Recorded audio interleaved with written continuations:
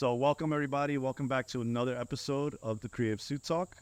I'm here with Nidya Hello. of Nidya Lloyd Photography. How are you? I'm good. How are you? Good. You have a little leaf on your shirt. Oh. Wait, no, it's right. Okay, you got it. You're good. All right. That's gonna drive me nuts. Okay. How you doing? I'm good. How are you? Good. So we've known each other for how long now? No, we just did the math.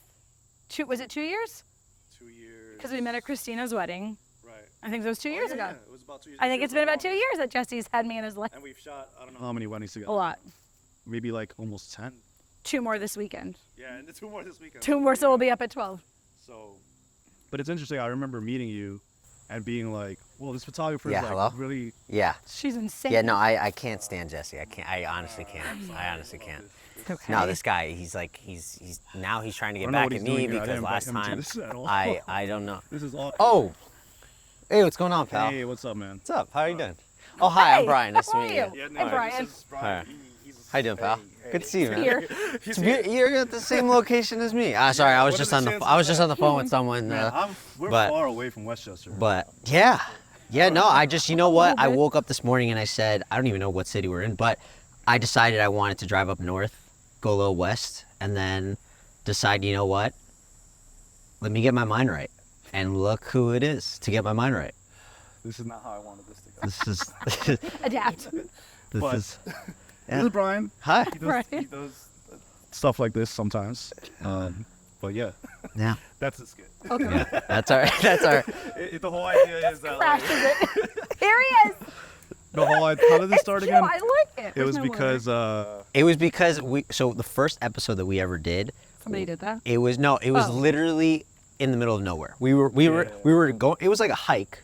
Right, area, right. and then we just decided, hey, let's set up here. We were looking for a location. We set up, Mm. and then he started to just be like, I don't even know who you are, dude. Oh, like, yeah. where are I we? think it's good. Yeah. I like it. So it just becomes a thing, or at least the last few episodes. Yeah. I like Last it. time it was me walking in and being like, yo, you're doing this without me? Yeah, because I had a guest, and he was my guest. People and so, love thinking that something's gone wrong off the beginning. Yeah.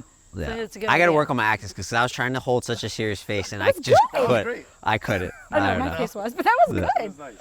But Yeah, I was introducing Nidya before you interrupted. yeah, no, that's the Rudely. best part. That's the Before you best way to crashed it. set a first impression, But- you know. Podcast crash. It was interesting because I think at that point it was a part of my wedding video career where like I would go to a wedding and it was a big hit or miss when it came to the photographer, like who Oh, I'm going to yeah. work with. Mm. Like, is this going to be a good experience or not? It was like a coin toss. Yeah. And then I walk in and then Nidya's like so happy and Out bubbly of and her friendly mind.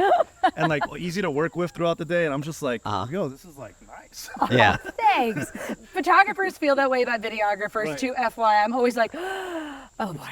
Okay, Yeah. let's I'm see. sure it goes both ways. So when did you guys first meet? I know you were in the middle, but About 2 years okay. ago I think it was about 2 years ago. at Grandview. She got at the Grandview. She got married in May, but I can't. Yeah, it was definitely not last year, so it was 2 years ago. Yeah, yeah. It was a great wedding. And we just filmed at that venue together. Or That's worked at right. that venue together again recently. I don't know how you put up with him and how the way he He's operates. so easy. I mean, He's so.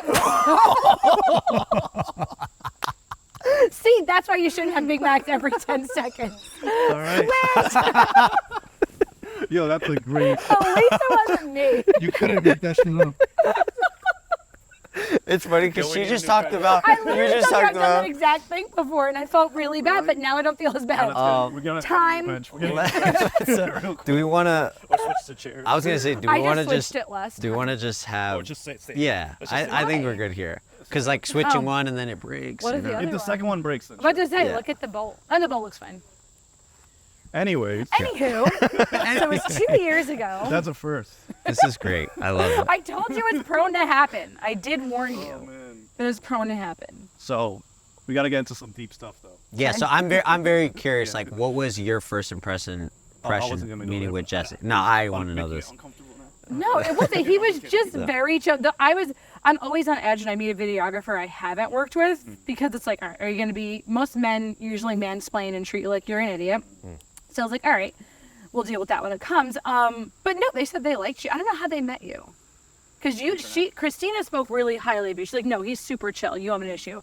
So Christina's the bride. She was the bride. Okay. Yeah, it was good. He was easy. He introduced himself, which was nice. He didn't just come in and like start doing things. And I was like, hello. That is like, a big thing because even the flip side, even Yeah. for photographers, like one Oh, time yeah. I tried to Oh, introduce myself to a photographer And I go to shake my hand, and he's sitting You down, and shook he's your own checking hand? photos, and he just looks at me. He's like, hey.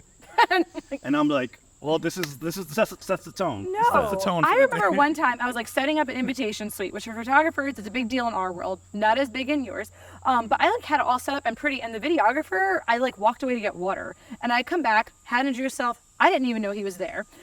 Had started to take it all apart, and I was like, hi, and he was like, oh, I have to redo this, and I was just like, Well, hello, first of all. okay. Sorry, no, your you name? I didn't get your don't. name. I'm sorry. Like it was, and I had set it up. It was so perfect. It's like right where I wanted it to, and like so. You introduced yourself, so that was a big plus. You weren't dressed like a hobo, which is another big plus. Why do sometimes they come in dressed like? I wouldn't know. Why are you doing Again, that? being a videographer, I've never seen the other side. I've yeah. seen like from a Yeah. photography side, it's Yeah. like Straight up wearing Vans. yeah, fedora, you know that Mm-hmm. like. I don't know. I'm gonna get someone. People are gonna come for me. They're trying to make But- sure you know they're trendy. Yeah, but it's like, and listen, I get it if you're casually shooting a model in the city, Yeah, like that's the okay. atmosphere. But you're at a wedding, like I don't know. Settle down. Yeah. We Am I gotta gonna come back to get? that topic. Yeah. That is That's a a funny good thing. That's Okay. That's a true. good topic. Don't be a tryhard. But that's good to know. Thank you. Yeah, it was good. It was Yeah. a good first impression. I was happy. That's why I recommend. And I'm you. curious to know what was your initial thoughts of? No, I mean, I thought like honest. her energy was great. I thought that like, again, like usually when I go in, I don't know. And I'm just like, some photographers are like, hey, whatever. Get out keep- of my way. Like just keep Yeah. moving. But she was collaborative, like Yeah. open communication. Like, hey, do you need this shot? Do you need a shot here? Which that rarely happens. Gotcha. What the photographer stops and is like, hey, video, do you need something? So usually it's like, let's go. Da, da, da, da. That makes me feel terrible. Oh, that's awful that No, they you do should feel that. good because I mean, I feel good, but I don't know why they do that. Like, Yeah. how did you So, win? so I'm very curious, and I know you have questions, but Yeah. me only meeting Nidya once One other before time. one other time. I'm very curious on your background. Yeah. Like, I what's don't even know the your? story?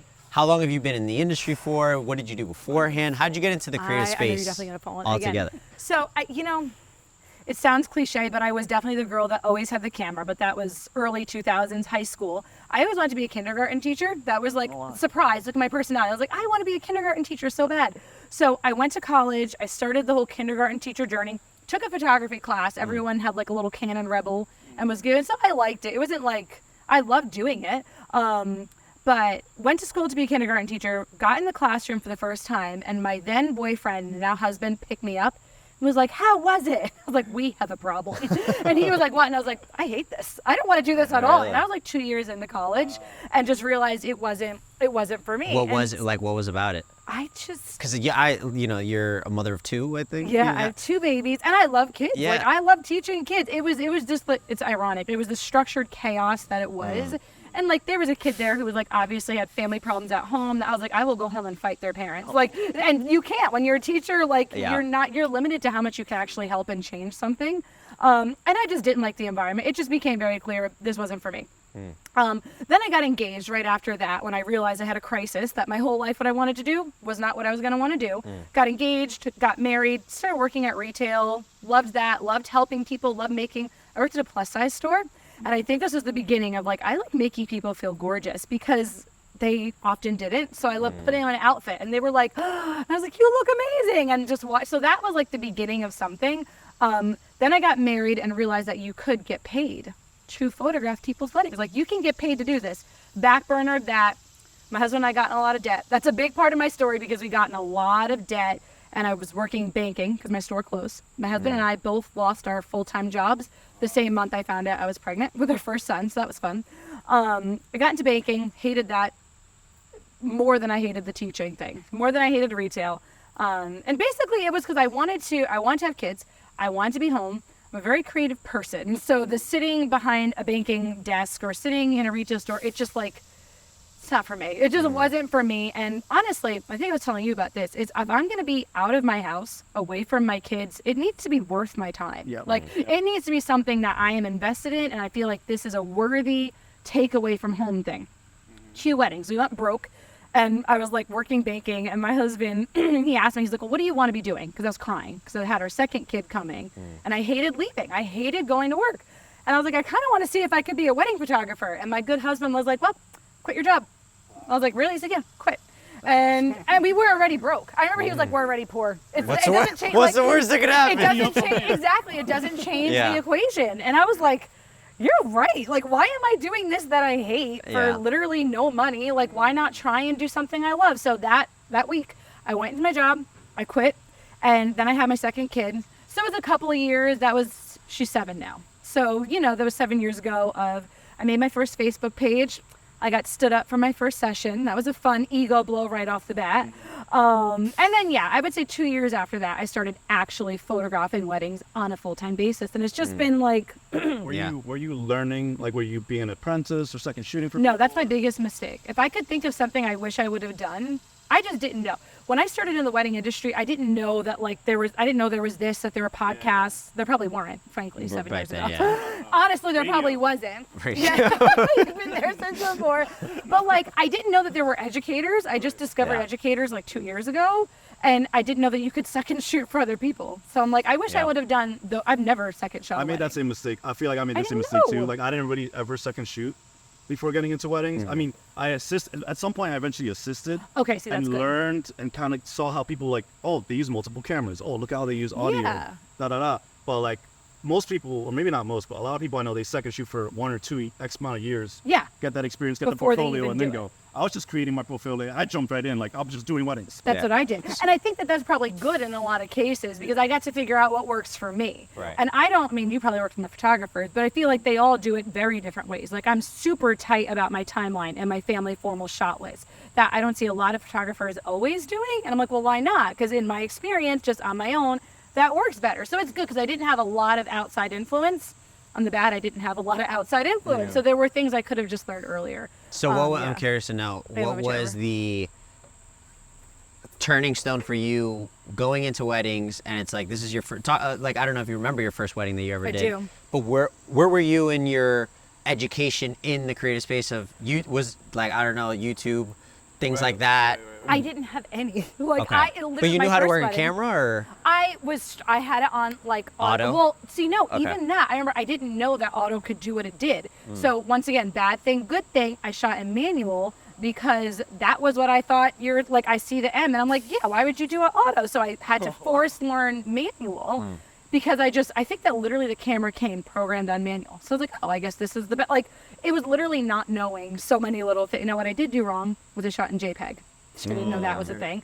My first wedding, I charged $200. It was at West Point at the Thayer. It was a favor for a friend. Okay. And I have one photograph that I loved from that wedding. And I look back now at my style, and I'm like, that was the beginning of being yeah, you love structure, you love light. Like a friend or something? It was a friend. It was a girl I went to high school with. Her younger sister was getting married. Okay. And they had a super low budget. They paid me $200, and I would have done it for free, frankly, just to see if I liked weddings. And I knew I loved weddings. From being at that wedding, I was like, oh, this is it. This is what I wanted. I could do this all day, every day.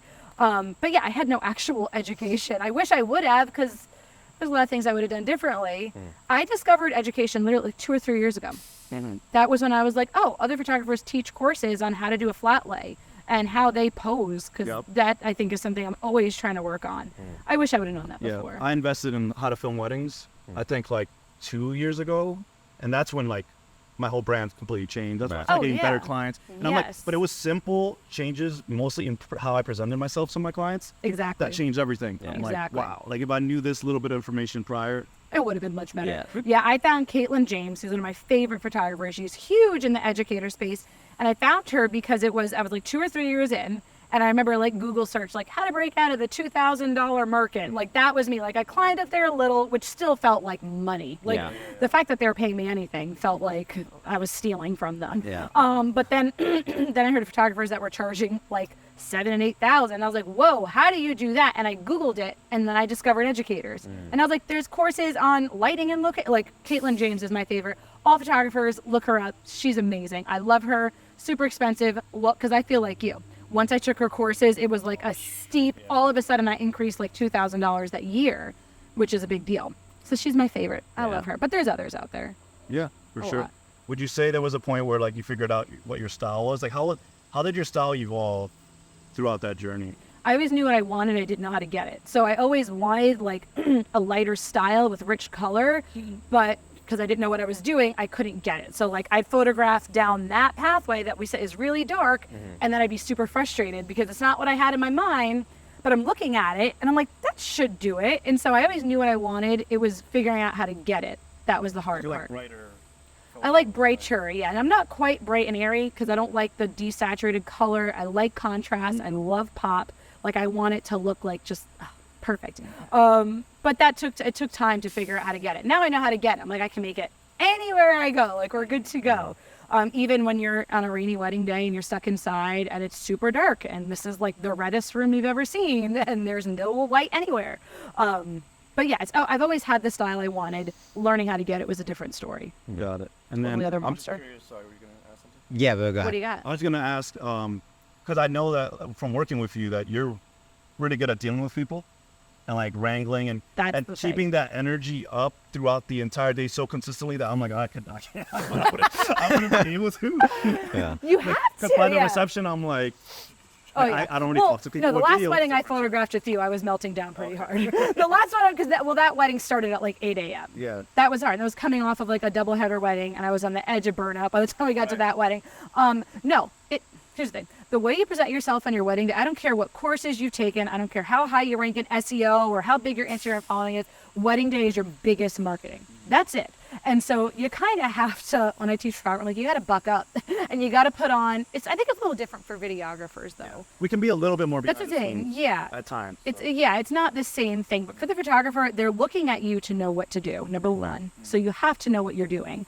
They're looking at you to keep the energy going because you've been at a wedding where the photographer is awkward as crap or they're not vibing. It just, the whole thing does this, when that person's being even a little snippy. I've seen it. I was at a wedding and the photographer kind of snapped at the father of the groom and I thought, ooh, like, why would you say that? I've had times where I've had to jump in sometimes as a videographer to kind of like help bring that back. But when Nidya's there, I'm just kind of like, oh, this is great. Yeah. It's your biggest opportunity to show that not only can I do what I do well, but I can do it and make you feel really, really good. And I've had a bride one time, when was her wedding?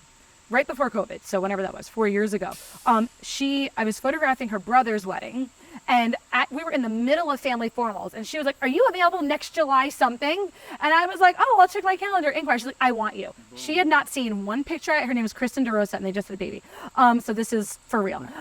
She had not seen one photograph I'd taken. She didn't know. I remember I jokingly, I was like, "How do you know all these photos don't suck?" That's a joke I make. Whenever someone says that, I'm like, "How do you know this video's gonna be trash?" Yeah. How do you know? It could be the worst ever. But that's not what matters. She thought it was in the middle of family formals. She was like, "This person can stay on task. They can make me feel good. That's who I want." And they'll pay you big bucks for that extra. Like, I know you're going to make my wedding day what I want it to be. Because the media team, we do that. Yeah. That's something was that a conscious choice on your behalf? Or no, it's just how I am. I do think it's just how I am. And that's not to even be bragging. I do think it's just my personality. When I think back about what I loved about wanting to be a kindergarten teacher, it's that I love the idea of making kids feel like they're geniuses and they can do anything. When I think about how I worked at a plus-size clothing store, it's because I love looking at people who didn't often feel like they look great and to have them be like, "You look amazing. Like, you should walk out there head held high." I love that. And so I think that is a part of, you can't fake it. I genuinely want you to feel like you look amazing and this day is going perfect. Even if all hell is broken loose on the other side, because it probably has, let's be honest, I want this to be the best memory. And that's literally priceless. You want to know how to make money? Make them feel good. That's what we said in a previous pod, like different aspects of your life from the past to be incorporated to what you're doing now. Like together. So leading into my question, you mentioning you and your now husband are like, you were broke at the time, you did, weddings to get you going. Where was the pivoting point for you in that story of like, did weddings just completely take over and it was like, hey, we sort of cracked the code, we figured it out? And what was that? What was it like to be in that state of being broke and obviously the anxiety of having children, having that financial situation? I'm very curious on that. It was rough. It was not my favorite season in life. It's one of the reasons why I'm so passionate about getting your own personal finances together, because when you're in debt up to your eyeballs, Dr. John Deloney says, like, your body keeps the count. There is a stress level, and when you're stressed, your creative part of your brain does not function the same way. When you're tired, stressed, hungry, those are things that affect the way we function. So it was tough when I was shooting wedding because I was more likely to take anything and everything because we just needed the money. So what I didn't have the opportunity to do was to kind of like niche back, pick what I wanted, pick the weddings I wanted. That was hard. I took a lot of weddings that like on the discovery call, I was like, these are not my, like, this is not my type of person, but I could really use $2,000 right now. You know what I mean? Yeah. And so that really affected the way I ran my business because I did things that now I'm like, you're nice, I don't want your wedding. Like maybe you're better served by so-and-so. So it really narrowed, it put me in a corner where I had to do certain things to make the money, which when you're heading into a wedding and you know you're not vibing with this couple, or it's at a venue that's really hard to shoot at, or whatever the case is, you kind of come in with your ears down. You know what I mean? Where you're like, all right, I just have to get through this. And then you don't put your best face forward. And then you're not doing your best work. And that has a ripple effect. Yeah. The decisions you make at that wedding that you photographed then are going to affect a year later because you either got referrals from that wedding or you didn't. And so that was hard. When we became debt free, which that's a long story, even when just finances began to alleviate, I was able to invest more. So I was able to upgrade gear. I do everything all cash. I don't touch credit cards. Don't touch credit cards. Stop it now. I was able to make like investments that then I could grow the business and the pressure was off. It was one of those like, if I don't book my goal wedding, that's okay. You know what I mean? I'm cool with that. If I don't book the goal, I can focus on some other things. I can do podcasts. I can work on educating. I can start that mentor program I want because the money pressure isn't on there. So that was a big pivoting point for us. Where now I only take 21 weddings a year. I'm very picky about the weddings I take. I was able to up my prices and there's no freak out because if I don't book, I know I will. I know I will book, number one. And if I don't, that's fine. Like I'll be okay. I got my savings. So that, get your personal finance. We were talking about that with COVID, where I was able during COVID to make decisions that weren't the best like fiscal decisions, right? They weren't like, I didn't charge rescheduling fees at the wazoo.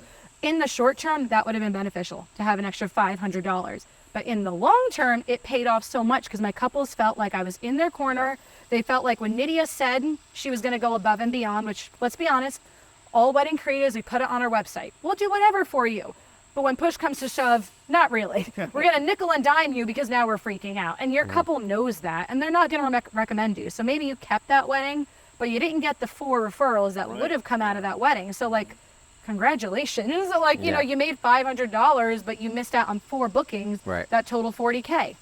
I don't know if that was a worthy trade. So your personal finances play a huge deal. When did that mindset shift for you? Because I think, or at least from my opinion, early on, you're so hungry. You're so, like, what did it take for you to become debt free to then make that shift? Or was it like, I'm digging myself a bigger hole that isn't in the debt, in the financial category, but for my sanity? Yeah. I'm going crazy. Like the fact that I'm taking these jobs, can you recall specifically where you, was it? Where like, like where it happened and also like who you had heard it from of like, wait, you actually decide what jobs you take? Like that's a thing? Oh yeah. Like, because for me and my like, it only took a year for me to figure out, okay, weddings for me to run the business side of just, you know, like it just wasn't my fit. I have a lot more fulfillment, me personally, in working B2B, working with brands that have like 10-year long goals. And I get more fulfillment because it's like, there's a lot small things that we're doing now that are going to pay dividends. Again, and I get my weekends, you know? True. So, and I think another question, or because I have so many questions, but that's... Was there a switch? I don't know if there was like a definitive switch. It was a gradual process, which I started, like there were venues that I didn't love shooting at, you know, but you get inquiries, you feel like you have to take it. What year, how many years in did you decide, I don't like? I think it was right before COVID happened. Oh, that's an interesting time for that. Yeah, I did. That's what I say. It was like a weird COVID for me was a very big restructuring because I was taking anything and everything. So my first wedding that was like 6 years ago, the $200 one, that year I shot like 25 weddings. The next year I did like 38 to 40 weddings. But then COVID hit. And for me, it was a big deal where I was like, initially I wanted this job so I could be home with my children more. So I could be a mother, which is always my first importance. I only have them for another 10 years and they're off, they're in the world. But then all of a sudden the money became addictive and it became all about the money. And there's this video I had, it breaks my heart, of my daughter. She was like 1 and she's on the floor screaming her head off, having a tantrum. And I was working and I took the video to like be funny because I was like, look at what I'm doing while I'm trying to do work. But like I watched that video like a year later and I cried my eyes out because I was like, Nidya, you said this business so it was so you could be a mother for them, and all of a sudden you're like, get out of my way, kid, I'm trying to edit this wedding. So it became that shift of like, I'm taking from my kids to do this thing, to shoot at a venue I don't even like shooting at. Like, I'm not going to do that anymore. That was when I started turning down things that wasn't for me. And I was fine with like, yeah, I'd rather be here with them, and maybe I don't have a wedding that Saturday. That's okay. I got to not shove my kid out from under. I mean, she had colic. That was one of the stories. She was crazy. But it was right before COVID. Yeah. And then COVID like solidified that, because I don't know if you guys know, but the whole world came to a halt. Wedding industry stopped, and all the practices that like I had like customer first, like genuinely caring about people first, it came into play at COVID, and that like solidified why I'm running the business the way I am. Yep. And so coming out of COVID, it was like no holds barred. I had no fear with saying, I'm going to make decisions that aren't fiscally making sense right now. I'm going to give you a session if it rained on your wedding day. Like saying no became okay. Saying no is okay, because I know that I'm now going to get to say yes to something later that actually suits me better. Yep. And I'm going to do things like, if it downpoured on your wedding day and that was nobody's fault, and maybe I didn't even get to get the best, I'll give you a free session, sure. Like, that doesn't make fiscal sense, but you're going to refer me to everyone. And to frame it from a client perspective, right? It's like you're also saving those other clients. You're doing them a favor, because you're not going to come in with 100%.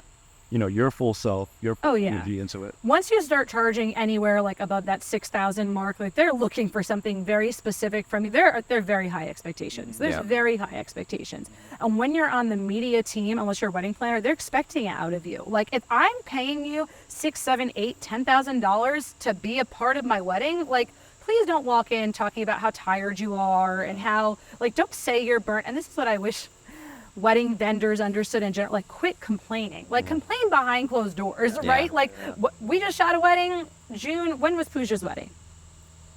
June, whatever. And it was amazing. It was a beautiful wedding. They ran like an hour behind.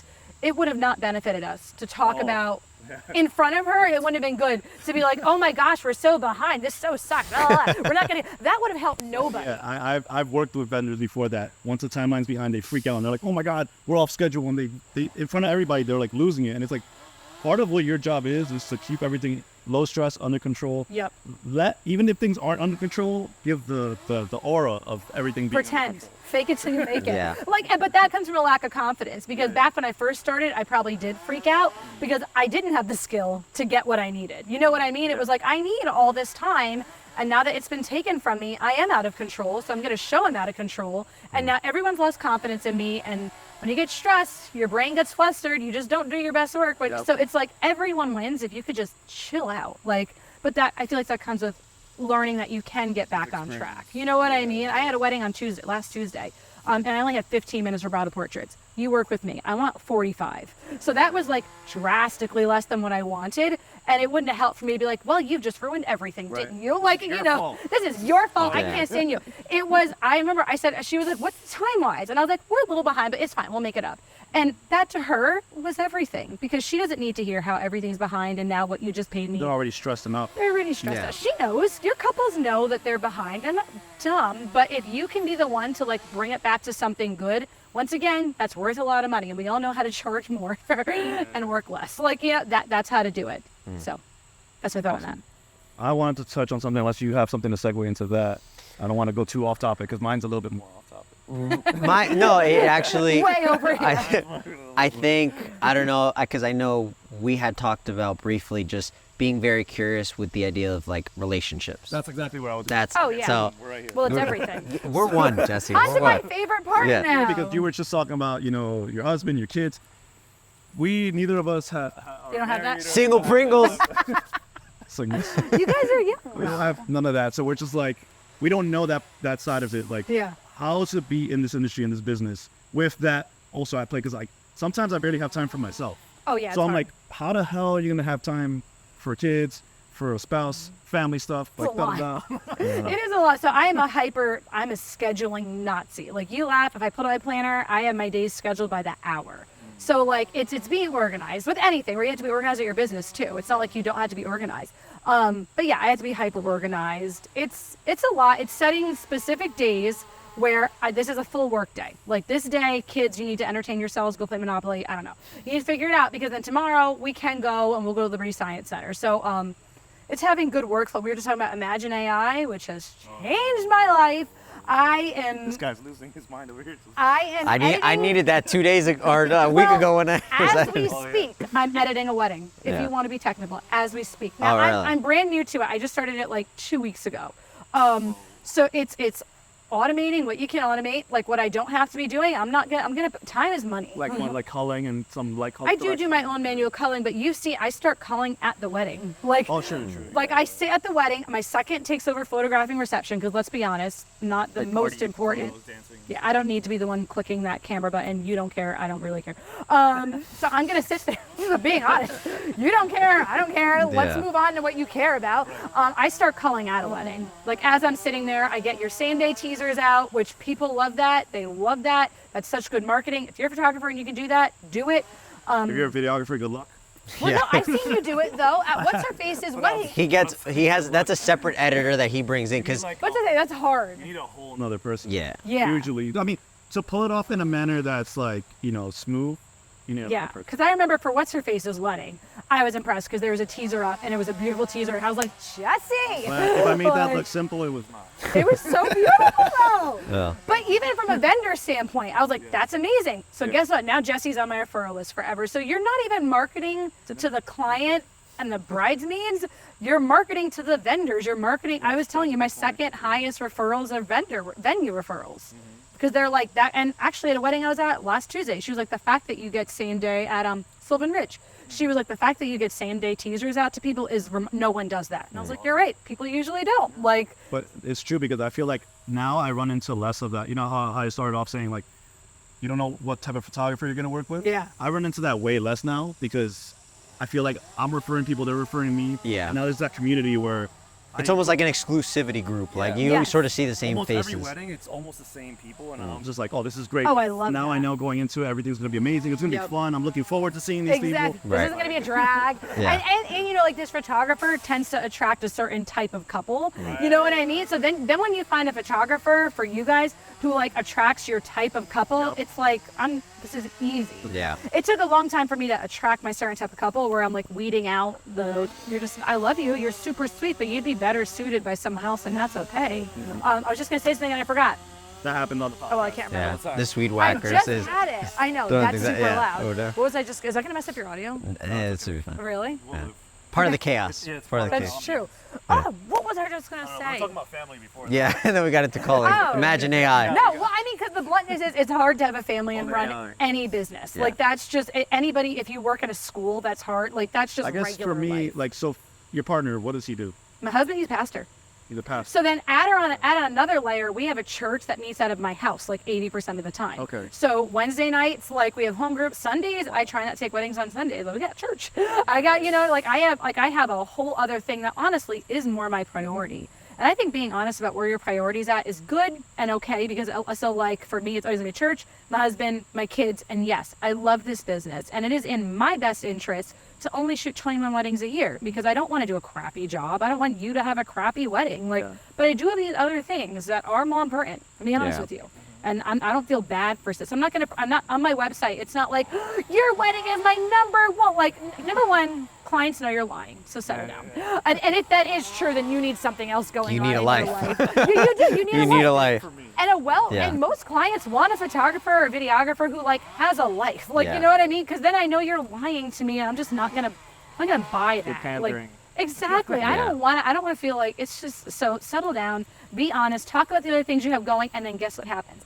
Then you get clients who have those things going too, and they also have children. I get clients who we've had play dates with our kids, and they paid me money to photograph weddings, but our kids can get together. And so now I have like that client friend circle where they're like, she's my photographer, and I love hanging out with her, and her kids get along, and you should pay her whatever she charges because she's that awesome. So it reinforces that credibility of what you, and it helps you get into your ideal client circle, which you do things for your friends. Like I always say, if you're like a random vendor and we're all begging for reviews all the time, maybe I'll get to it. But if my friends like, can you do this thing for me? You immediately do it for your friends. Right. I mean, you do anything for your friends. And so it's just, I do anything for you, Justin. Just like this, like if some random stranger, would you do it? I'm gonna say likewise for this camera. I'm just kidding.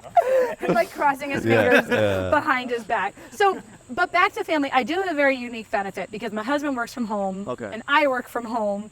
and my kids go to private school like 4 seconds from our house. So like my life, but we had to make intentional decisions 6 years ago that we knew were going to pay off in 6 and 7 years. Got it. Same thing like your money. You're sacrificing then because I know that coming up in a couple of years, I can do whatever the heck I want. I guess where mine goes with that, and where I feel there could be potential conflicts is, let's say you're a wedding vendor, working weekends, but then your partner, they have the regular 9 to 5 going on. So now it's like, oh, we're never going to see each other, I guess. Add kids to the mix. And then you add kids. Yeah. So that's where my mind goes, where it's like, how does that work? But like you said, we set intentions, I suppose. We are planning out. very intentional. Like family, our family unit is like of the utmost importance to myself and my husband. Like there are nights, we thought about this, but there are nights where I don't work. And this is one of them. My husband just said, what do you got to do? I said, I have a lot of work to do. He was like, I want to go visit my grandmother. And I was just like, all right, I have a lot of work to do, like, you know, but you have to set those intentions, which once again is linked to the fact that you have to be honest about how much work you can take on. You know what I mean? You can't shoot 40 weddings and mother 2 children and do that. You can't do it all. Sounds like a challenge. And something's gonna, but something's gonna drop. Like you're gonna drop. Who is it? I'm gonna butcher this quote. That's gonna drop or something? No, there's a quote that really meant a lot to me during the time of COVID when I was like reassessing, like, all right, sold myself up for the job, awesome. We got it a debt, great. But like I missed a year of my kid's life, so that sucks.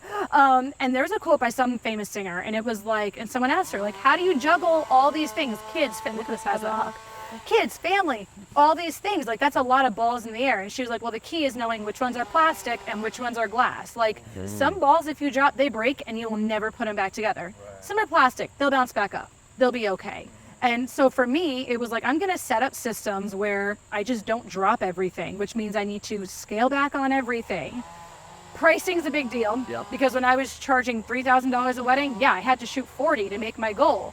But now I charge way more than that, and so I'm hitting my financial goal while being able to take a day off to do podcasts and go. AI saving some time. And then, don't even get me started on it. No, get started on Are you anti-AI? No, So for I'm so so listen. for AI. Okay, I was really, really skeptical because Summer Barnhart, shout out to Summer, I love you. She was like, Nidya, you should have switched to this years ago. And I was like, no, editing is it really going to save you that much time? Like, come on, give me a break.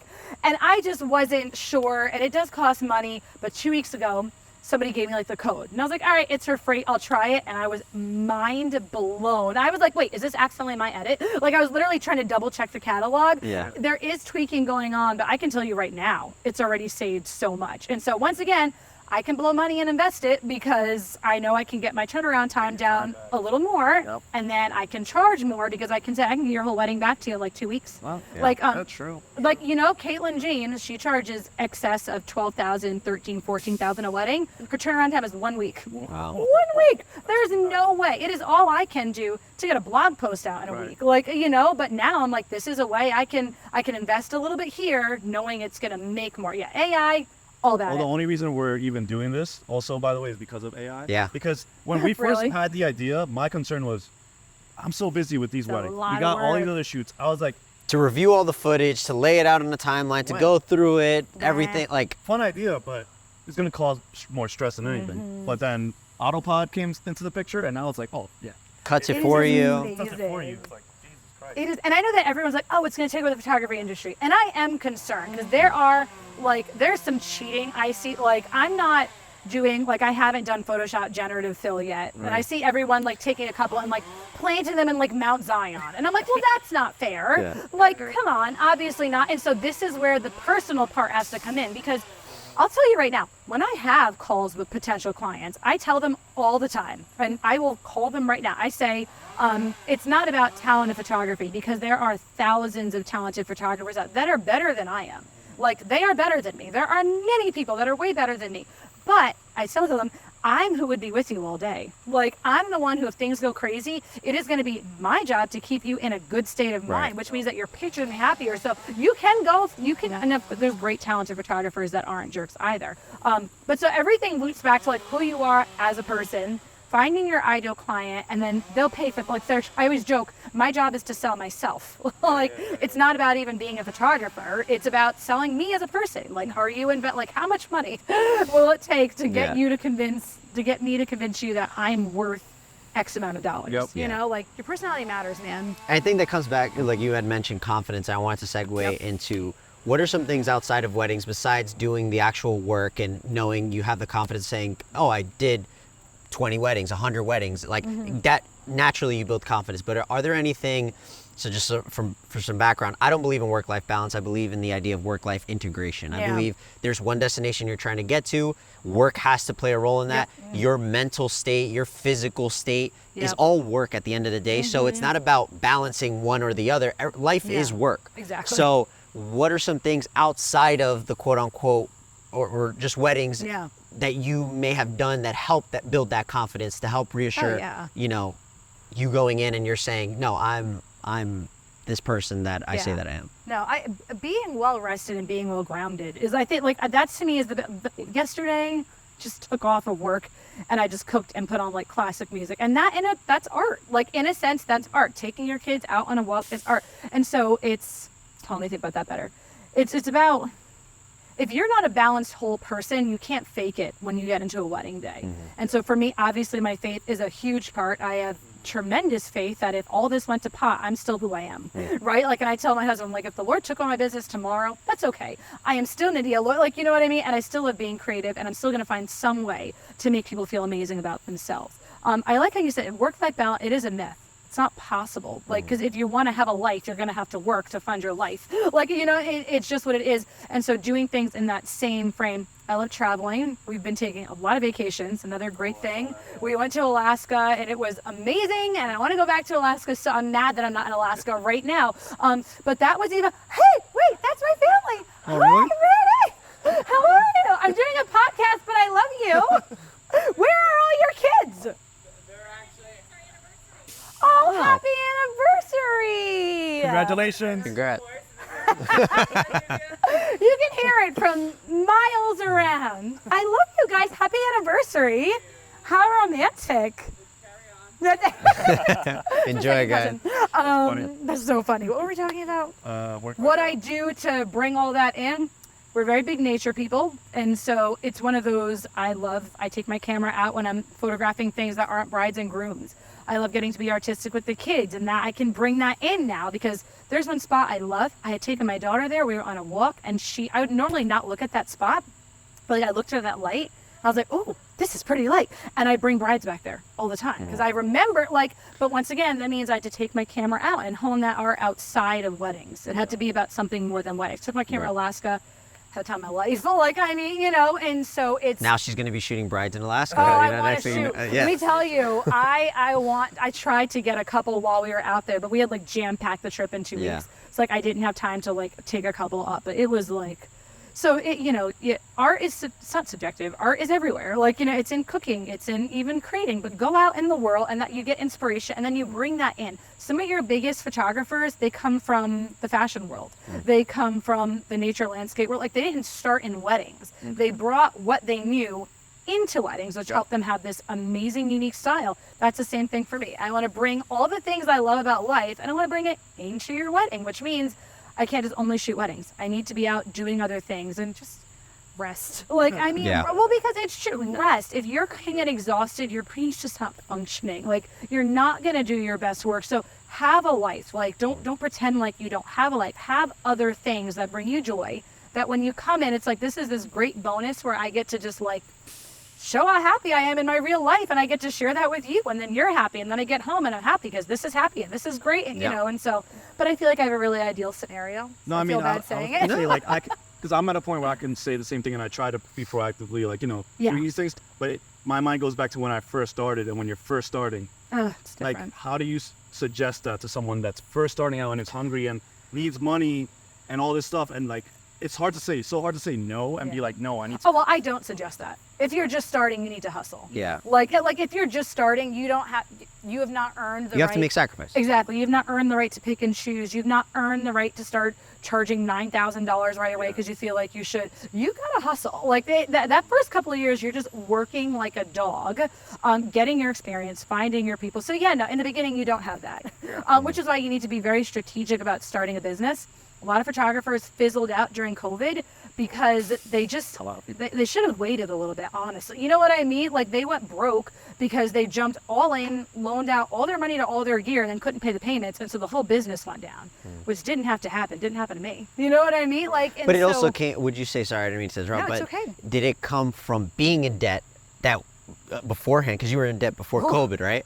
Yeah. Oh, so yeah. We didn't get out until like 2 years ago. Learning that lesson, then when COVID hit, it was like, hey, I've seen these signs before. I don't want to go back here. So never again. Would you say like it was that experience that allowed you to have that insight? Yeah. Like that foresight? My financial journey is very much tied to my business journey. Like very, very much so, because I saw the correlation very, very deep. Yes, looking and seeing photographers who were complaining in the groups about how they can't make their payments, they can't do this. I saw one photographer who, I think I told you this, she lost a bride who actually came to me because she had to charge her a rescheduling fee, because she was like, if she doesn't pay a rescheduling fee, I can't pay rent, because she had lost that wedding, which, listen, that was a horrible time for everyone, right? Like, and I know some people are single. They don't, my husband makes almost no money though. Like, I am our main income earner. We are not all Joel Osteens out there. And so, but anyway, she was like in the group, like, I need her to make this payment. I need her to, she was charging her like a $500 rescheduling fee. And she was like, I need it. What do I do? Like, it's not technically in my contract, but it is. She ended up losing that bride. But she had to push that button so hard because she desperately needed the money. So she lost that wedding. And I think I told you this. I ended up getting that wedding because I always asked, where'd you come from? It was a last minute booking. I was like, what's going on? She paid me more because she asked me, how'd you handle your COVID brides? And she loved that I wasn't doing that. But I ended up booking 3 more weddings from that wedding. And so she lost out on $500 and potentially, I think she had like a $4,000 balance. But like, I gained that wedding and then 3 other weddings that totaled way more than that. And so yeah, the finances play a big deal. I agree. I think one of the best pieces of advice my uncle gave me, he at the time he was like, always have at least $1,000 in your checking. Yep. But once I became a freelancer, I was like, I'm gonna take that number and multiply it by 10. Yeah, you need different retainers. So yeah, my rule of thumb, like even to this day, is about 10 grand minimum in the checking account. And pretend that 10 grand is zero. Yeah, it in doesn't your head, exist. It's zero. It's your savings account. All the purpose that it serves is for these type of scenarios where, like, I don't want to be in a position where I'm making decisions because of the financial aspect. You never make good decisions when you're under pressure. When you get Dave Ramsey, who is my financial guru, he says you start making stupid decisions when you get desperate. Yeah. When you don't have a choice. And so our savings account is another bank. I don't even look like it's not there. It doesn't exist. Yeah. It's there. It's money. But as far as I'm concerned, this is what I have to work with. And we can talk about how finances affect your business, right? Like, they do big time. I mean, they do. If you can't invest in new equipment because you have no money, you're behind the 8 ball. I mean, some people were like, should I take the plunge and go mirrorless? Like, you have to.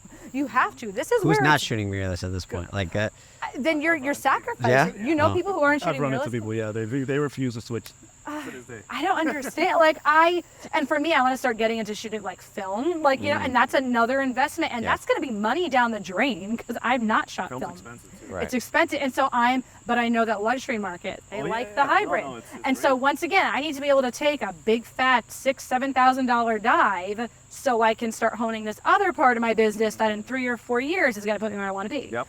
So don't act like you're. Yes, exactly. It's all financial. Like for me, I'm like, you have to have the money to do that because you don't have that luxury if you're not financially taking care of yourself. And that, to me, that's why, like, in the beginning, I took on so many weddings. Oh yeah. Because my thing was like, the purpose of doing all this is so I could have that safety to then be able to make other decisions later on. Exactly. Yeah, but then somewhere along the way, some photographers, they reach burnout, they get stuck in that $4,000 to $5,000 range. It's because, like you said, they don't make that switch to be like, hey, I'm in a good place now. I can start saying no so I can grow. That's that dead zone right there. I don't know if it's either like lack of confidence or just afraid the money's going to disappear, afraid they're not going to book at a new price. I remember Exactly. Like when I went to $6,000, I remember I was terrified.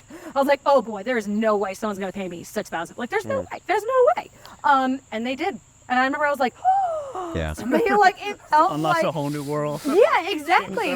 Where I mean, even the other night, I was looking at like luxury photographers, what they're charging. I mean, they're charging like 25 to 30 grand, and I'm like, how did they get there? They shoot like 4 weddings a year. They're super like, you know, and so the quality might not even be that different, right? Let's talk about that because let me tell you this. I was looking at, I have to find her on Instagram. She's a luxury wedding and event planner. So I was looking at her vendor referrals because that's my thing right now. I'm working on like hardcore wedding, high-end wedding planner relationships for me because that's where for photographers, that is a nice big end. But so I was looking at her vendor list and she has their pricing and there were people with 30, 25,000. I looked at that Instagram, beautiful. Don't get me wrong. But I like looked at some of these people's Instagram and then I pulled up my Instagram and I was like, Yeah. Why do I own it? Like, I mean, in my head, now they also shoot on film, so that but like these people, they're like world renowned, like, you know, it was just, so we want to talk about that, because I think it is confidence. I worked with someone recently too that they have like 200K followers on Instagram. So cool. And then I go to their website, and to be honest, I was like, their website looks like it great? Like super outdated. So the quality of the photos look, it didn't give off that high end thing. And Yeah. I'm like, Exactly.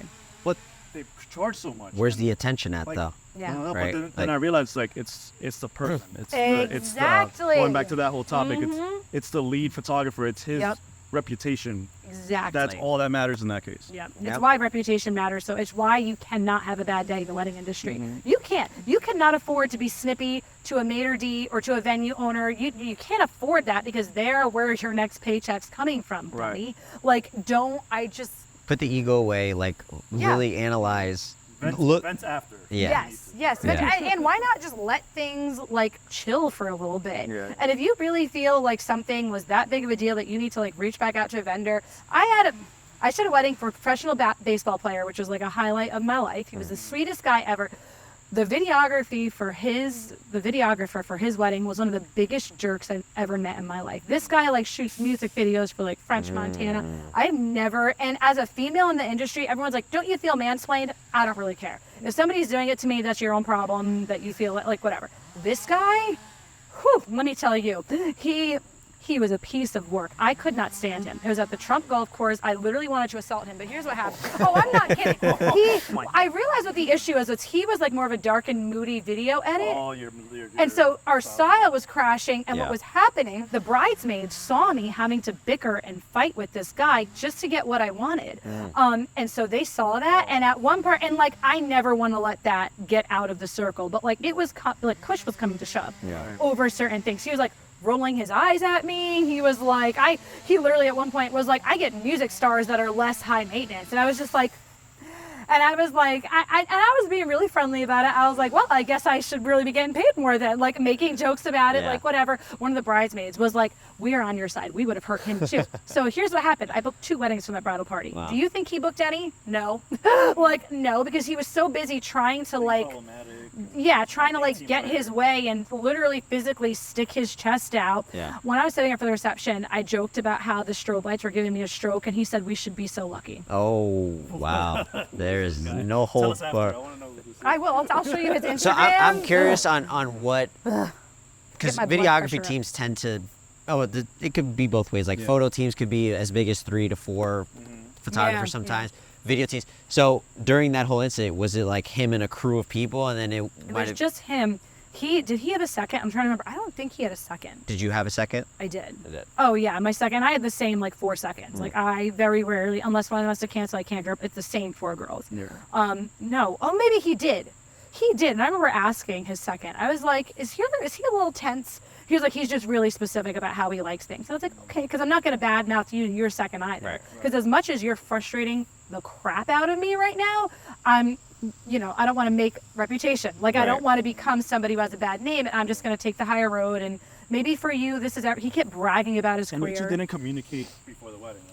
I did try to. You know me, like, if I have a new videographer, I'll always reach out. Let me send you the timeline. Yeah, like, I try to do the same and let them know, like, new photographers, like, this is my style. Like, usually I do things like this, like, give them a preemptive thing. He was just a difficult person. Like, I think that at the end of the day, he was just somebody who had a little bit of an ego issue, had never been told no, and it just was too much for him to handle. And, like, he was a vendor. He's worked there a lot at the venue. That I'd never been there before, so that's fine. But I also know what I'm looking for. Right. Like, I remember at one point, he was like, what did he say? When we were arguing about she wanted to do the first look under a clock with her dad. It was very symbolic for her. He was like, well, the lighting's terrible. And I was like, well, our job is to make it work for her. Right. Because she wants this. And he was like, but the lighting's bad. And I was like, no, like, we're going to give her what she wants. So interesting to me at weddings, like, when ego gets involved to that degree, just with any vendors, because it's like, the whole point is that it's their day, but now you're making it about you and your portfolio. Exactly. And, like, I need to make this, I need to put this on my website or whatever. I don't know where your mind's at, but, like, you feel like you can take over and, like, do all this, and it's like you forget that there's other aspects at play. Exactly. And then I always say it this way too, like, we're not saving lives. Like what we do is great, but no one's, if you don't do your job exactly perfectly, whatever, how you need to do it, no one's going to die. Well, for him, he was like coming from somebody who shoots music videos. That's awesome. That is a different world. Okay, so more like a controlled environment. He's not used to the... He wasn't used to... I just think when I look at it now, because this frustrated me for like... I almost DM'd it. I was like, just so you know, you are phenomenally rude. Like, there's not like you're... Like, you are really, really rude. What a DM, sorry, because I just envisioned like when you first opened the DM, you are phenomenal. Phenomenally. Like, I was really heated about it for a really long time. Like, and my husband, like, because I have a husband who's very protective of me too. Like, and he is also foreign. So, like, he also comes from a don't talk to my wife. Like, right. Anyway, so like I got home, my husband was like, he said what? And I was like, yeah, I was so annoyed for so long. But I let it go because I looked and I was like, this dude doesn't have other things going on. Right. No wonder you're so freaked out about this moment. You have no other life. This is everything to you. Yeah. And you can't make the change between music video, which is cool. He does great work. Like I watched, they're amazing. They're super cool. But like this is her wedding day and she wants to do this because it means something to her and her dad. So can it? Do your job. Right. Make it work. It's not about you. It's not about one thing that we've talked about before, and I think it's so important. It's like it's easier said than done, but it's super important to just identify who does your customer or the people that are around you, what do they value? Exactly. I can't help but realize a lot of music videos are all ego, are all, hey, what are you wearing, designer, this, that. And there's nothing wrong with that. But identify that your values are completely different from what they're going to value in this one. It's all about emotion. It's all about symbolism and the whole clock. Like, and for you to come in and say, well, it doesn't look good, like you realize the values are not lined up. Like videographers that work in more of the corporate and film space, they come to try to do weddings and then they get freaked out because they don't have control over the situation. Where's the pre-production? Why is it and everything? Schedule. And it's like, well, welcome to a whole different world. Like, that's not how it works here. Yeah. No, weddings you need to be able to adapt to weddings like real hard. It's a very stressful job. Like, I mean, you have to be able to adapt when it starts downpouring, when this happens, when her dress breaks, when the DJ doesn't play the right music and this and that and the third. Like, they are not for everyone. And I respect that you're like, weddings are not for me. I might be really talented and I can shoot them really well and people want me to, but that's not my strength. Don't waste time doing something that's not your strength. Then it's a drudgery. Then it is just about money. Exactly. And there are other things you could do. You know that statistically you make, I think it's like 26% more money if you do a job you love other than something you're good at. So the key is to find what you love and that you're good at, and then your income, you will make so much more. And it's not all about money, but it kind of is. I also want to make money. You know what I mean? I think exactly. I think what's very interesting. I've been reading this book. I don't know if you're familiar with Patrick Bet-David, but Heat Valuetainment. Yes. I've been reading his book, Your Next 5 Moves, Business Strategies, and the first move he talks about is we spend so much time watching podcasts, watching self-help books, and reading all, including this one. He says, how much time have you actually spent by yourself to identify who you are and what type of personality you are, all these different things. And it really hit me. It was like, how much do I really know about myself? Yeah. And it wasn't until earlier this year when I decided, hey, I'm not going to do weddings. I'm going to focus on figuring out me, figuring out what type of life that I want. And this leads sort of to my next question is, at what point, I don't know if you've figured out this yet, but what is the end goal for you? What is that destination, that vision board, that picture that all this is making sense, all the decisions up until this point, sitting here, everything is leading towards that? Because I'm starting to develop that now. Yeah. That's good. My end goal, my big career goals, I would love to get into like mentorship and workshops for photographers. Like that is definitely an end goal. I showed up financial goals. I want to be only shooting like 10 weddings a year. I'd like to be doing 3 big destination weddings a year and teaching photography workshops. Well, it would all come full circle. Exactly. Your first love was teaching. Exactly. That would be the thing I'd love to do, and do workshops for photographers who do love their jobs, who do just want, like me when I first started, we're like, I love this is amazing, but this is exhausting. And so, I would love to get into teaching and mentorship. That is definitely a big end goal, shooting 10, maybe 15 weddings a year. And I would love to break into the destination wedding space like that, to go shoot a wedding or an elopement like in Paris, where it's like that combines everything I love, because I have done some destination like up and down the coast, once across the country, and it was great because I brought my family. So it was like I was combining everything I loved. Going back to that integration, right? Exactly. We love traveling. We love doing this. If they're paying for my plane ticket, I'll shell out for you 3 to come along, and we're gonna go, and I'm gonna shoot a wedding this day, so see you later. But then the next 2 days, we're gonna travel around. So like when I think of like what I want my life to be in 5 years, it's that. I'd love to be doing mentoring, hosting workshops, setting up style shoots, that kind of thing. And then, yeah, I'd love to be traveling and getting, what photographer doesn't want destination? Actually, no, some don't. Some are like, that's too hassle, you lose. A friend of mine, she was destination traveling, and they confiscated her flashes. Oh, wow. And she lost like $2,000 worth of gear. That happens. Well, Brian used to travel all the time.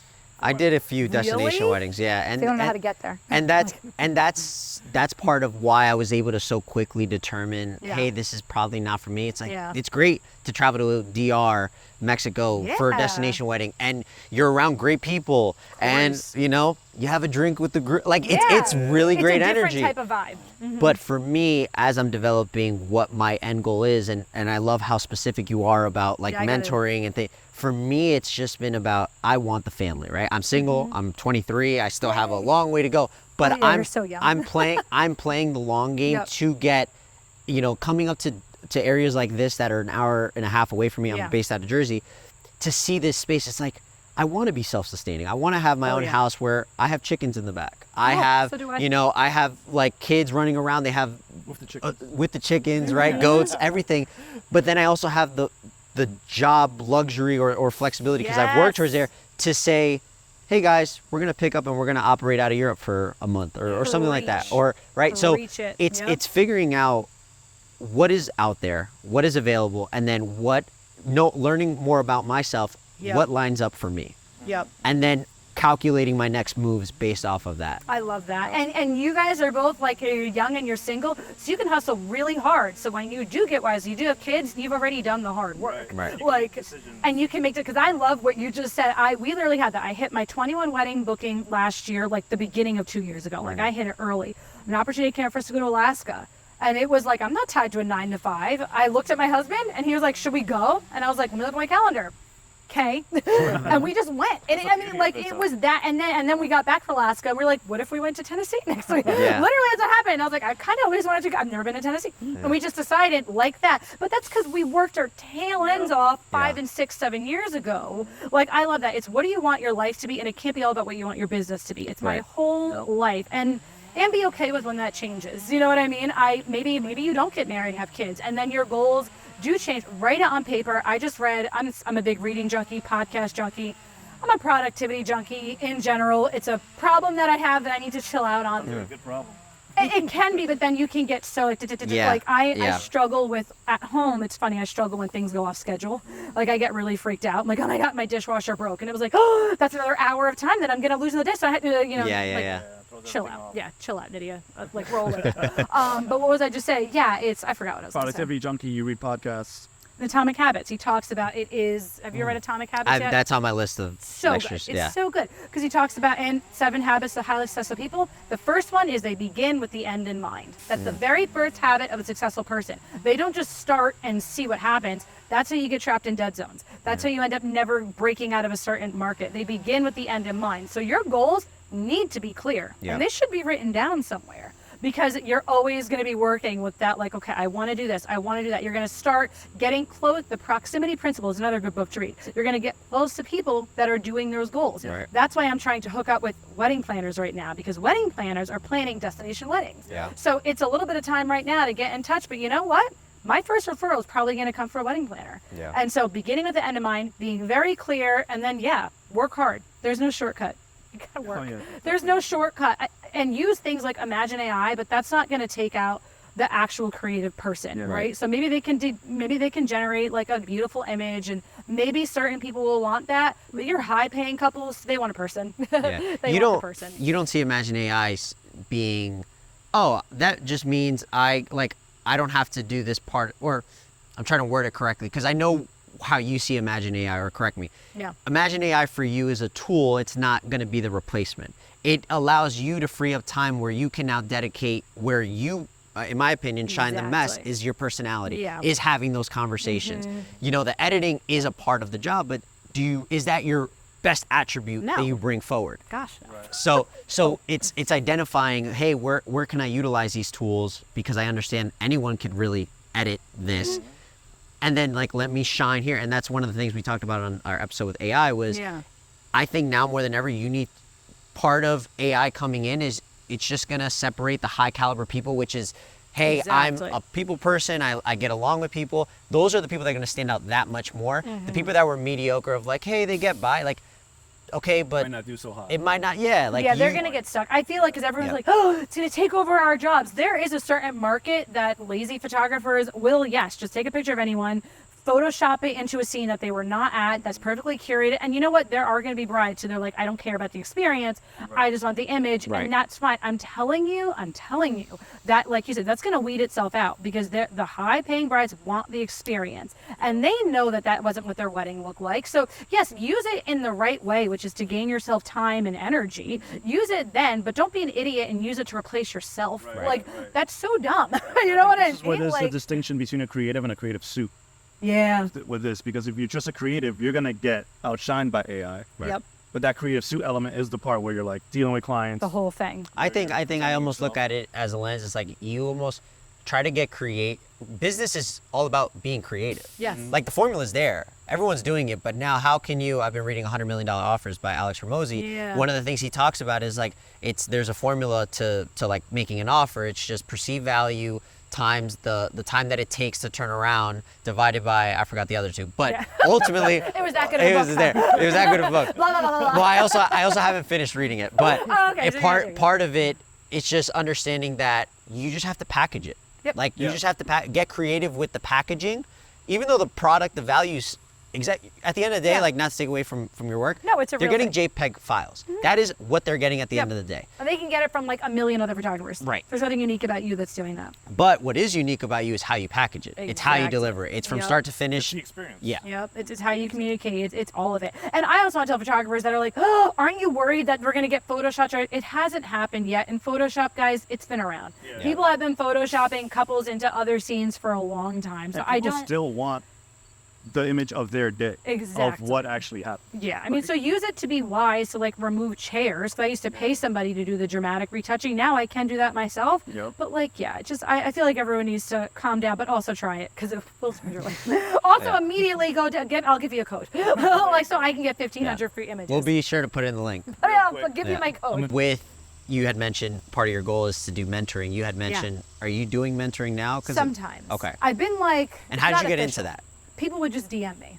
Like, so I'm not like officially doing mentoring, but it's one of those, like, if somebody messages me, I'm not going to say no. So I get a lot of younger photographers, which I did too. They message me like, how did you do this? How did you shoot that? What aperture? And so I always open that door because I'm thinking about like, hey, if I start a mentoring program next year or the year after, I'm going to have this little pool of people who I already know follow me and are already interested in learning. So I want to make sure I respond. So yeah, I have like 3 or 4 people who, I did have one person who I charged just to get on the phone and do a website audit. Okay. And that was it. And I was like, right out the bat, and it took me maybe a half hour to identify like 100 problems with this dude's website. I was like, what are you doing? Like, I'm on your main page. I don't know what you do. I don't know who you are. I don't know where you do it. I don't know anything. Like, this is ridiculous. But I just find that when people message me, I just want to genuinely answer. I do want to help other people. That's a genuine part. I want to help you understand your business. And I was new and I was messaging photographers like, what do you mean, whatever thing was. And if they answered, that felt like the world to me. You know what I mean? Because I just didn't know. So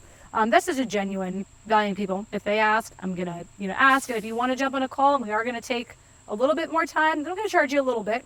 Just knowing that I can start positioning myself as a somewhat authority. I'm not the most authoritative. There are other photographers out here who are amazing at what they do, who I'm learning from right now. I'm a part of some big masterminds right now that I'm like learning how they work. But once again, long-term goal. How are they doing it? How does it work? So I can know when it does happen, maybe 2 to 3 years, I have an idea of how to make a successful one. Yeah. So, and I love that part. No, I think just based on our conversation, you have so much insight. I think you sharing that whole debt-free, being debt-free, was huge. And that story, like that's a lot of things that people like to look at. Oh my God, they're doing great things. I could never, I don't have they might have the lens of she got lucky or she did it. Like they have, right? She worked hard. I had somebody during COVID. I got in trouble in a Facebook group because somebody was commenting about charging things, and I was like, this is my hot take. maybe just don't charge the rescheduling fee and just reschedule it. Da, da, da. And this one girl, I'm not going to say it, like laced into me. She's like, not all of us are dual income households. Da, da, da, da, da, da. And like, not all of us. And I was like, number one, I make most of our money. Yeah. So you're wrong. Like we probably collect something, but to act like your financial journey and your whole picture doesn't affect your business, so just be ignorant. Yeah. You're just wrong. Like I don't know what to say. You just don't know. And by the way, when I first started my business, total truth time, my husband and I together made $18,000 that year. Just started our business, $18,000, $321,000 in debt. Wow. $321,000 in debt. And you already had a child as well? And we had our second kid. And had a second. So when I started the business, it was a very so I'm like, most people are not starting. A huge mountain that you were looking at. Oh, I cried. I remember we totaled up our debt, and I was on my way to an engagement session, and I did it for free because there was a person who wanted me to photograph, and I cried the entire way to Public Walk Park.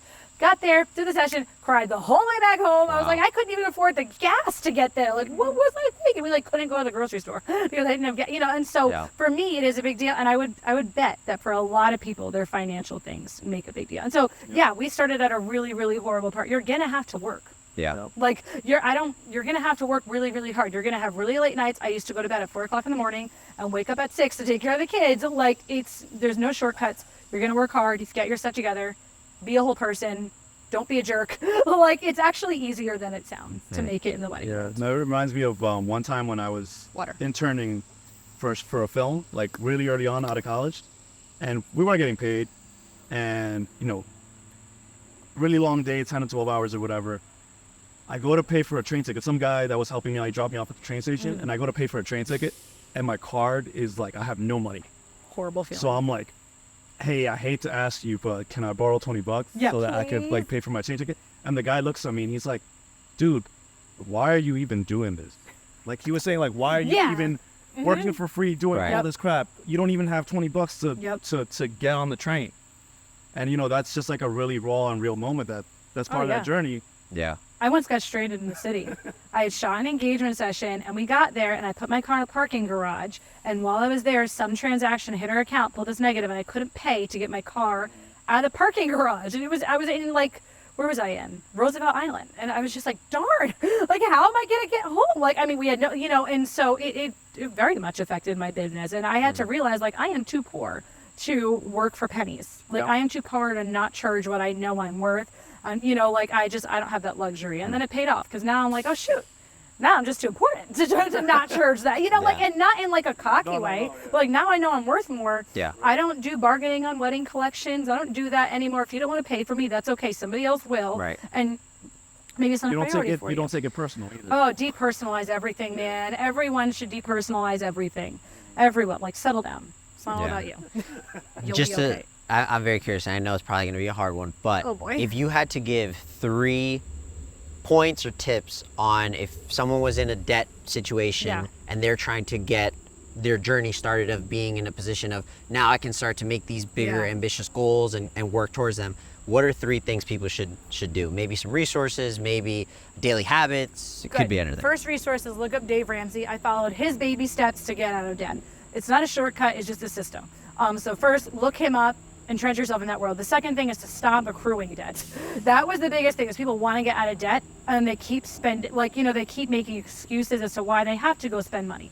So stop accumulating debt, eliminate that option because there are other options. We run to the credit card because we really want the thing.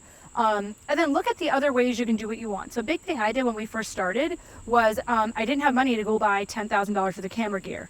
But I could charge a little more and rent everything I needed. So there's 2 ways. There's a couple ways to skin a cat. I hope this doesn't offend anyone. But I had to really look and be like, I do want to do this, but I don't want to accumulate debt because I'm trying to pay off debt. So I don't want to keep doing a cyclical thing. So what other things can I do? There are companies that will rent to you. There are people that will pay you to just come carry their gear, and you can just learn. There are think outside the box and eliminate the debt option and watch. All of a sudden you're going to start, because once you have no money and you get paid a couple $1,000s for a wedding and that's just sitting there, it starts to snowball in the opposite direction. So good.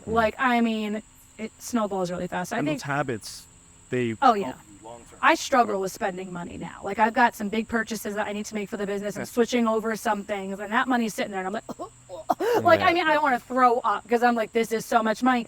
but it's a little drop in my financial picture. Like, and my husband, he's like, Nidya, get over it. Click, like, I'm so over you talking about this. Get over it. Click buy. And I'm like, you know, like, and so those are my 3. Yeah. Stop spending. Look up Dave Ramsey. It's not a favorite system. And then, I mean, that's a whole, kidding, I did a whole other thing I could talk. Because that's one of my other genes. I want to be a financial coach. Nice. Because I think so many people, they just have so many excuses. And I'm like, dude, your life could be so much different. Yeah. You're choosing to keep it like this. We don't have a car payment. I sold my car. I had an Acura that I loved. She was beautiful. But I couldn't afford that car. So yeah, she got me to weddings, but I was not going to be able to shoot weddings anymore because of that car, if I was being honest. Right. Yeah. So that's a whole other, we'll talk finances another day. Yeah. Nydia, I think we need another episode. Honestly, because there's so much. I'll come to you. I feel bad. There's so much to unpack, and I think it's a lot of insight. You know, the reason why I work so well with Jesse, although you love him. It could be, but ultimate. Like, work well loosely. Yeah. It's seeing someone that has values and certain things in place that a lot of people nowadays don't have, and as a young guy, and I think we all naturally have egos, but I'm working effortlessly to like eliminate it, because I've been getting into daily stoicism in general. Yeah, my husband's such a stoic. And so the idea of ego is the enemy, identifying different ways of people. Naturally, if they're older than you, they're going to have more wisdom. Yeah. So rather than see it as hey, you're an old head and you don't get, like, we're in new times, like, see it, what worked for them. They've been around. Yeah. Listen to them. Definitely. Definitely. Some of my favorite photographers are like in their 60s and 70s. Kaylin James is not her and I are the same age, and she's like a quadrillionaire. I'm like, what am I doing? But like, you're right. It's not constantly thinking that we know everything. And I am a know-it-all by accident all the time. Like when you have kids, you will realize how much you are of a thing. Because my kid's a super know-it-all. I'm like, oh, she got that from me. Darn it. But be confident in the right place. I'm confident when I walk into a wedding day. I'm confident because I know that I can make this beautiful. Whatever it is, I know. That one wedding we had where it downpoured, that was hard. Like, that was the only time that I was like, man. Yeah, exactly. And that's another part of your creative. So if every wedding was perfectly gorgeous and ready to be photographed, you'd eventually not be that creative. You know what I mean? Like, so it's good to be challenged. So have a good ego in the area that you've earned the right to have the good ego. And if you haven't, then can it and learn from other people. And, everyone can learn. Because I do think there's some younger people who have great insight too. Yeah. You know what I mean? Yeah. Would you have another? I think that's why people aren't going digital or going to the mirrorless, because they're like, that's not gonna work. And it's when something new is presented, the initial reaction is this is gonna go. I mean, and I think it's that with Imagine AI. Everyone's like, oh, these young kids, they're just not gonna. And it's like, no, geezer. Like, it's gonna be okay. Your job is safe. You're like a million anyway. Well, you look at everything historically, like even Instagram, when social media came out, TikTok, things, people freak out, but then it ends up being the best thing ever once you embrace it. Oh yeah. So. Yeah. Exactly. I think it's all about just being open to it. Yeah. Like, rather than just saying, nope, I'm anti this. And not everything's for everyone. Like, I am not on TikTok. I'm just not. Like, I am 33. Like, I don't have time to be doing dances. After this episode. Oh, I've been on TikTok. I don't have a TikTok. I just not that old. I mean, I'm old, but I'm not that old. Before we wrap up, I think we should probably start doing this every episode. It just came to me. Oh boy. Hot take. Hot takes? Take before ending every episode. You have a hot take? I have a hot take. Okay. Because we touched on it in the very beginning. Oh boy. Does it matter how you dress as a vendor when you show up at a wedding? Yup. Sure does. Let me tell you. I'm going to tell you why it matters. Because if I'm somebody and I paid you like $8,000 to come photograph my $100,000 wedding, and you have ripped jeans and Vans and you haven't showered, you've now taken my entire aesthetic that I as a bride have paid an insane amount of money to curate. And I mean, think about how much brides put into these high-end weddings. Yeah. Every little detail, and you walk in looking like that, you now reflect on me as the decision maker of that wedding. Not to mention your shoes. What's interesting, right, is like, you as a photographer, if a videographer shows up like that, a lot of people, at least the guests, they think they're on your team. Oh, don't even get me started on that. Let me tell you, so when I'm a videographer that's a jerk, I go out of my way to make sure that people know we are separate vendors. He's not with me. I do. I go out of my way, and videographers do this a lot too. They just they direct in a really rude, and I know they don't mean to, but like when I direct a bride, if I was like, oh, okay, now lean forehead to forehead and bring your left hand up, and she doesn't do that, I'm never going to go, no, that's wrong. I'm going to be like, okay, maybe she didn't hear. Comes in. So now, in a nice way. That's great. Now let's try this. Exactly, because I made her feel like she did something wrong when she didn't. Videographers will then come in and like, okay, do this, do that. No, not like that. Don't turn your head. Look up. Don't look at me. Can you go? I had one who once said, I wouldn't tell my best friend, because he was like, can you make your face look better? And me and my best friend Kayla were like, what did he just say to my friend? Because she had a little bit of an RBF. I'll be honest, she had a little bit of an RBF. But like she was like on the other side, and I was like, did you just hear what he just entered? So then I had to spend because I watched her face. She immediately was like, like she felt like you're telling me I look ugly and terrible. Yes. I wanted to like smack. I did after that. I was like, I'll give you a word of advice.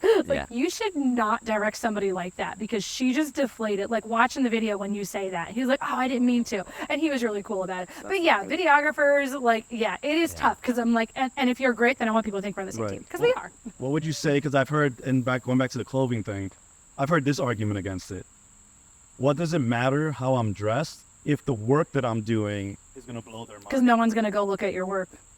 We just talked about experience, right? Like the whole idea of like, well, what experience are you providing when you're dressed in a t-shirt, smelling like all this other thing? Exactly. No, they're not going to go look you up. I mean, if I'm there and you're dressed like a hobo, I'm much less likely to be like, wow, that person was really on point. Let me pull up their Instagram right now. Probably not going to. I'm already not impressed. So I'm not going to take time out of my day to see if you can impress me with your work. It's just probably not going to happen. It's just, and honestly, frankly, does it really take that much more time to just like put That's on what a I nice think shirt? too. It's like, why not just make that little extra effort? It's the same thing. I've had people say like the cursing thing, like whether cursing in front of people is good or bad. It's like they want to curse so badly. They want to be able to curse so badly. Exactly. It's like, dude, you can't hold it together for like 8 to 10 hours. Like you really can't go that long without dropping an F-bomb. If it means you're saying that you're willing to lose potentially thousands of dollars on new clients just because you want to curse, or just because you want to dress in a tank top. Well, because you don't have self-control. Right. You can't control your tongue for that long. Like, are you serious? Like, come on. Yeah, it's. I don't understand. I think that's my thing. Is what would be the flip side? Like, let's say you just did it, and then people really respected you. And don't even get me started on how you blend better in a crowd. Like, I dress like a wedding guest. You don't stand out. You don't stand out as much. So now you can get more documentary style things because you're not like a sore thumb. Like, it's just, I don't know. If you worked at some big Fortune 500 company, would you literally walk in dress? Like, I'm thinking of a specific person right now in my head, and I feel bad that I'm thinking about this because I do love them. But I'm always like, dude, I will not recommend you if you come dressed like this anymore. Like, it's just everyone looks bad, even you. So why can't you just? Well, the argument, not to keep going too long, but the other argument I've heard is like, well, I only want to work with people that think this is okay. That me being dressed like this is okay, and I only want to attract that kind of client. What does that mean? That's your niche. Your niche is people that don't care about how I show. I was gonna say, I was gonna say, so like you want a backyard wedding where they're not even dressed in a tux or anything. You want someone that's just showing up, because that's what it seems like, right? Or weddings for homeless people. Like I go, like who are these guys? I'm trying to literally think like, who are these couples? I don't think that clientele's out there. I think you're just lazy. Just get some slacks, yo. Like there are many comfortable options you can have. If that's really what you want, okay, fine. And that's when I discovered Johnson and Murphy for shoes. Yeah. And I think their jackets too, because people have been like, at least this summer, they're like, aren't you dying in that jacket? It's like, no, actually, it's like a breathable fabric and all this stuff. It's like there's solutions. You can find that fine line between comfort and looking good. I think the most important thing, and as much as it's lighthearted and we're making fun of this, there are some people that are oblivious to this, that don't even identify it's a problem. So I think bringing it forward, providing a solution to also realizing like there needs to be a problem identified first. Hey guys, public service announcement, it's a problem of how you dress. So now that they know, make sure. And I think also too, as a guy myself, like figuring out my style and my look is like, I feel good when I wear like, a nice, like, there's a confidence to it. Like I'll throw in on a tie, my white button down. And I'm like, now you feel good. Now you're gonna do a better job. Exactly. Yeah. And it's just, you're just more likely to have people look and be like, wow, they're just, you know how many times people say to me like, I love how you're dressed. I love this. And then like I once wore this one dress that I have that I love, and a bridesmaid was like, I love that. Where's that from? With this whole conversation, she followed me on Instagram. I bet you when she gets engaged, she'll reach out to me. Yeah. Oh, because I wore a nice dress to a wedding, And so I'm not saying that appearance is absolutely everything. Obviously not. But it is something. I've had a post-wedding phone call once with a couple that was so grateful for me dressing nicely. And then they were like, the photographer like showed up like this and this, and it was so disrespectful, but they didn't say the day of because people aren't trying to be rude. Well, what are you gonna They're do? Trying to be nice. And what are you gonna say to your photographer? Exactly. Go home. Now they're not gonna shoot your wife. Exactly. So let's say this. Let's say that at best case, dressing like a slob puts you in a neutral position, and you're cool with that. Fine. Right. But if you put more, then you could be have in a positive. Yeah. Yep. So don't be ridiculous. 100%. Don't be lazy. Get dressed. 100%. Get dressed. Get dressed. Wear clothes. Don't Where yeah. that is actually one of my biggest pet peeves in the world. Like if somebody Yeah. looks like they hasn't cleaned themselves, I'm like, oh my gosh. Because I got to stand next to you. Yeah. Like the next 8 hours. You smell awful. I am very smell oriented. Like my olfactory sense is on point. So I need you to not smell like a toe. Please. Don't smell like a toe. Don't smell like a toe. Yeah, if you could boil down wedding advice from Nidya, don't smell like a Can we toe. put a picture here of a Get stinky dressed. toe? Yeah. Don't be a Totally. jerk. Like, 'cause I got really low standards if you can't tell. On that note, On that note, don't be like, can we end on a better note and not be the token? Nydia, where can people find you? Where can people reach out Just to you? Instagram and Facebook. Got it. Got it. No, I don't have a TikTok. You can find me on Instagram. You can find me on Facebook. I don't check my Facebook, so don't find me there. So Instagram. But on Instagram. Just Instagram. Yeah. That's at Nidya Lloyd. At Photography. Nidya Lloyd Photography .com. You hear me? Nope. Just Nidya Lloyd Photography. That's it. I'll be there. Come see me. Nydia, I just want to God. say I thoroughly enjoyed this. I'm glad Jesse. It Yeah. was fun. So Do this. hopefully we can do down the line maybe another episode. part two. Maybe in Alaska. Post- We'll depending on where the Oh, podcast sure. go. Alaska. You know, True. we'll go out Bring it there. It would be so Yeah. fun. Actually, Alaska right now, their summer season. It's really nice there. Yeah. So It's beautiful. You should go. Well, Thanks, guys. It was fun. no, thank you. I don't know where to look. We'll see you guys in the next one is one. it? However, Later, we don't really have an outro. We for don't. This. It's just No. Yeah. fun. Well, you And have to have thank you for music. crashing this podcast. of course, you know, thank you for Two of us, Supposedly. and the I stars appreciate- aligned. I was here. You were I'm here. just so Stars thankful that you were here. Yeah. Save the whole thing. Yeah.